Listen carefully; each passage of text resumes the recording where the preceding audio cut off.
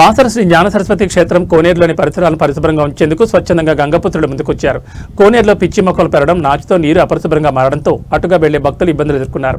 దీంతో భక్తులు రద్దీని దృష్టిలో పెట్టుకుని గంగపుత్ర సంఘం కుటుంబ సభ్యులు స్వచ్ఛందంగా ముందుకొచ్చి కోనేరులో పేరుకుపోయిన చెత్త, చెదారం, ప్లాస్టిక్ వ్యర్థాలు, పిచ్చి మొక్కలు తొలగించి పరిసరాలను పరిశుభ్రంగా ఉంచారు.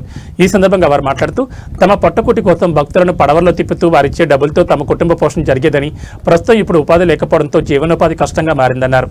ఇప్పటికైనా రాష్ట్ర ముఖ్యమంత్రి స్పందించి తమకు జీవనోపాధి కల్పించాలని గంగపుత్రులు స్థానిక ప్రజాప్రతినిధులను, అధికారులను వేడుకుంటున్నారు.